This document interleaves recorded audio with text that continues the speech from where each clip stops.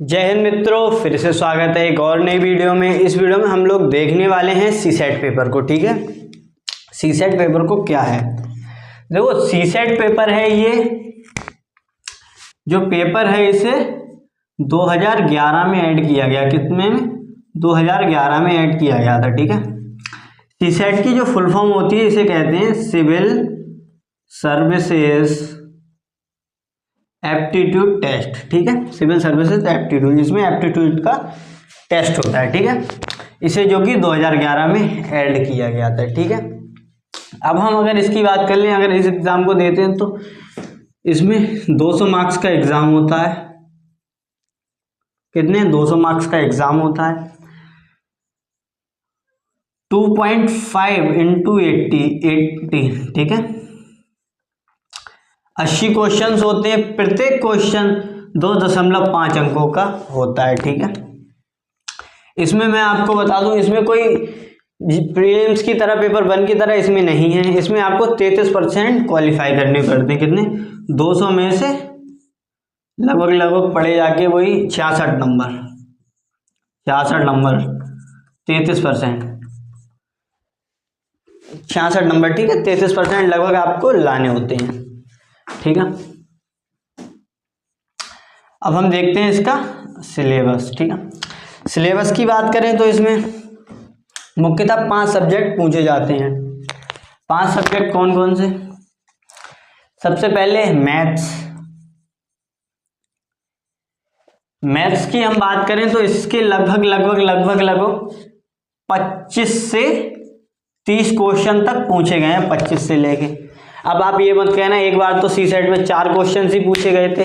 मैं लगभग अनुमान बता रहा हूँ, लगभग 25 से 35 क्वेश्चन पूछे जाते हैं लगभग। ठीक है, इसमें इनका ये दावा करते हैं कि भैया 10th लेवल का हम पूछेंगे उसमें, लेकिन मैं बता रहा हूँ 10th बच्चे की औकात ही नहीं है कि वो सीसेट पेपर वाली मैथ सॉल्व कर ले, क्योंकि वो वास्तव में हार्ड होती है, 10th लेवल की नहीं होती है। लेकिन क्वेश्चंस 10th लेवल के ही होते हैं, लेकिन उन्हें हार्ड रूप में होते हैं। ठीक है, दूसरी मैं बताऊं आपको, दूसरा सब्जेक्ट है रीजनिंग।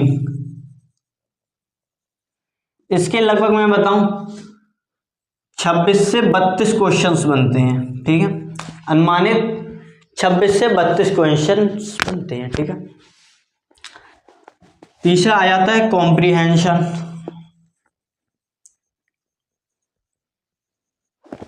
कॉम्प्रिहेंशन की हम बात करें तो इसके लगभग 22 से 30 क्वेश्चंस के बीच में बनते हैं। ठीक है, फिर अगला आ जाता है अपना डाटा सफिशिएंसी। इसके लगभग मिनिमम अगर अंदाजे में ले, कभी कभी 6-7 भी क्वेश्चंस पूछे लेते हैं, 2 से 3 क्वेश्चंस पूछे जाते हैं। ठीक है, फिर आ जाता है डीआई की। इसके भी लगभग 1 से 2 क्वेश्चंस पूछे जाते हैं। ठीक है, डीआई जैसे पाई ग्राफ वगैरह, ये इन सब चीजों से पूछे जाते हैं। ठीक है, मैथ्स की बात बताएं तो आपको, अगर आपको मैथ्स बिल्कुल भी नहीं आती है तब भी आप सीसेट देते हैं, क्योंकि आपके लिए तो 66 नंबर लाना है। तो आपको मैथ्स नहीं आती, आप तब भी आपका काम चल जाएगा। सिर्फ रीजनिंग और कॉम्प्रिहेंशन पे भाई अपनी पकड़ तगड़ी कर लो, क्वालिफाई हो जाएगा आपका।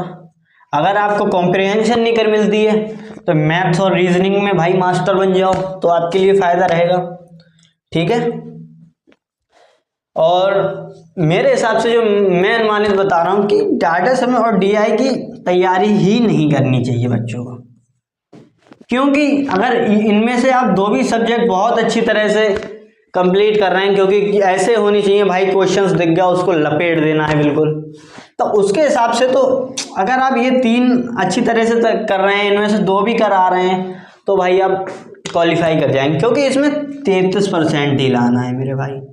ठीक है, 33% लाना है, कोई ज़्यादा मार्क्स नहीं लाना है। लेकिन सबसे बड़ी बच्चे गलती क्या करते हैं, प्रीलिम्स को तो बहुत पढ़ते हैं, बहुत ज़्यादा, और सीसेट की तरफ ध्यान ही नहीं देते हैं, और उनको ये पता भी होता है कि भाई दिक्कत खड़ी हमारी सीसेट ही करेगा, इसलिए लगभग ज़्यादातर बच्चे सीसेट में फेल हो जाते हैं। और भाई साहब प्रीलिम्स के पेपर GS1 में मेरिट लेके आते हैं 120 नंबर, उनसे घबराना नहीं है, क्योंकि वो सीसेट में लटक जाएंगे।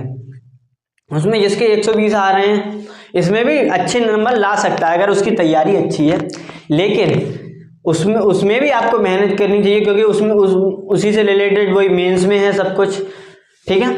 इसलिए इस पे भी ध्यान देना चाहिए। लगभग कुछ लोगों का कहना है कि 3 से 4 महीने में हिंदी माध्यम का स्टूडेंट्स तैयारी करके अच्छे मार्क्स इंक्रीज कर लेगा।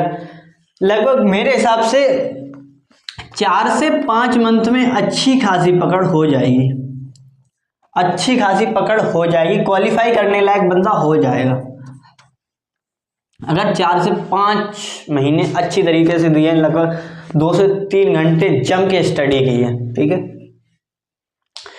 आई होप आपके लिए ये वीडियो सही लगा होगा और सीसेट के बारे में आप समझ पाएंगे।